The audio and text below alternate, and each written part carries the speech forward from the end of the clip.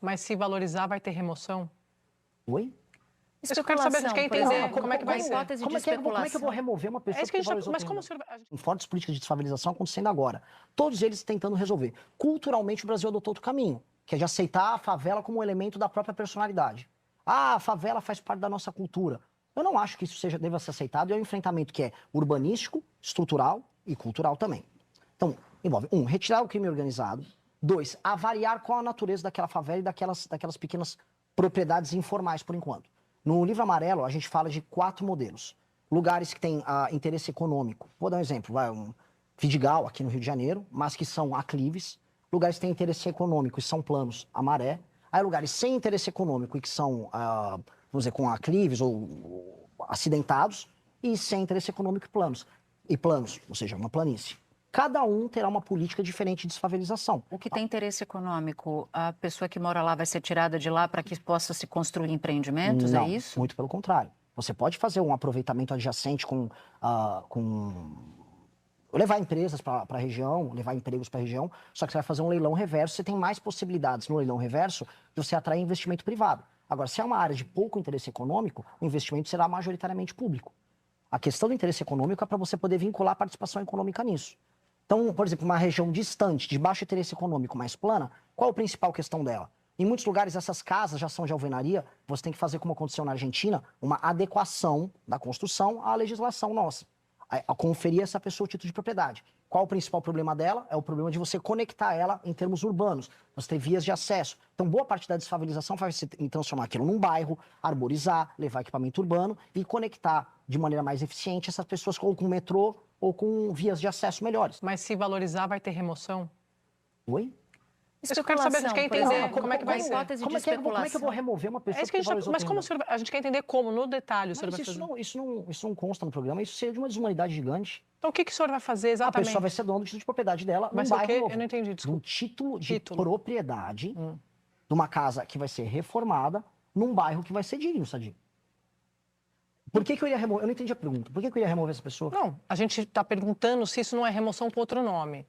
Porque o senhor faz um longuíssimo capítulo no programa de governo falando sobre isso. Porque esse é o maior problema social do Brasil. Então, a gente quer os detalhes. Acho que é Quer o justo detalhe? Então, para quem está assistindo saber o que o candidato ia dizer sobre isso. O diagnóstico central disso. A favela é um problema transversal.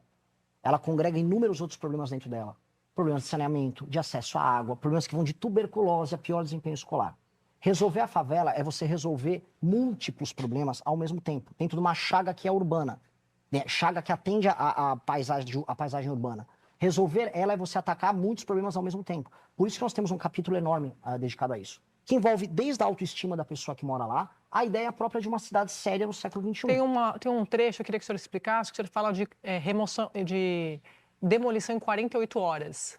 Sim, mas isso é muito claro. Isso não é... Se você monta uma favela agora, você faz uma invasão, nós não vamos permitir que aquela invasão se erga.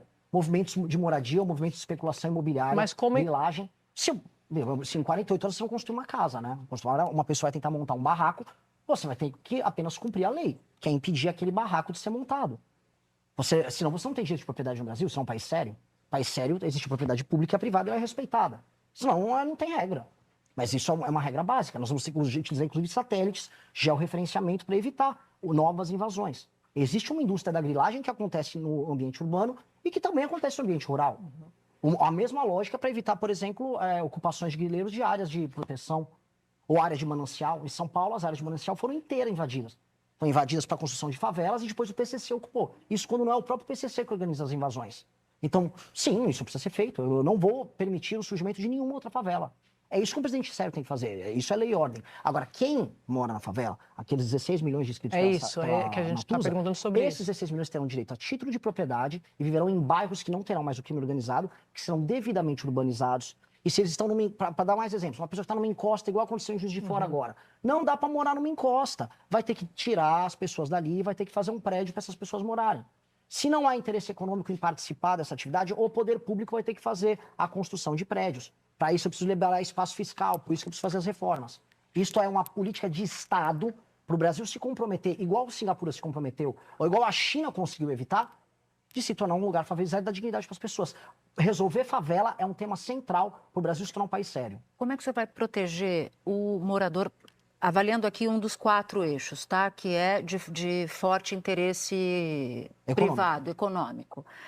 Avaliando aqui um caso concreto, uma família que mora numa área como essa, o senhor citou o Vidigal, por exemplo, as coisas começam a acontecer, supondo que o seu plano, que o senhor seja eleito e o seu plano funcione para aquela área. Forte especulação imobiliária, forte interesse econômico, aquela família pode ser levada a sair de lá, porque ela já não dá conta de pagar o IPTU, ela já não dá conta de viver com o que ela ganha, porque ela trabalha, a mãe de família trabalha na casa de alguém. Como é que o senhor vai fazer para proteger essa família nessas circunstâncias? Você está falando que essa pessoa... Vamos contextualizar. Eu já terminei de fazer uma obra, então o cara que vivia hoje na mão do Comando Vermelho, ali naquela favela... Não. Aqui eu estou assumindo já que o senhor já fez isso... Mas eu preciso pintar o cenário. Que eu entreguei para essa pessoa. Eu retirei o crime organizado, ela tem uma via urbanizada, o filho dela sai daquela casa que ela tem com título de propriedade, vai estudar na escola, volta, ela está pagando um IPTU social, ela está pagando uma conta de luz social, porque você vai ter que fazer uma transição para uma pessoa hoje que ou usa o gato ou outros instrumentos para poder ter luz à disposição, que não vai poder precisar pagar um pau, para pagar uma propina para um traficante para poder ter acesso a um determinado serviço. Essa pessoa que está vivendo nesse novo contexto, essa pessoa, se há uma valorização, que é a tal da gentrificação, talvez eu imagino que seja essa a questão, há uma gentrificação, começa a valorizar aquela pessoa, havendo um enriquecimento da renda dela, ela se mantendo lá, ela não vai ter um aumento na prestação da casa dela, tampouco aumento de IPTU, porque nós vamos fazer uma transição nesse processo. 1. 2. Se essa pessoa quiser alugar ou vender aquela casa, até agora um título de propriedade, coisa que ela nunca teve.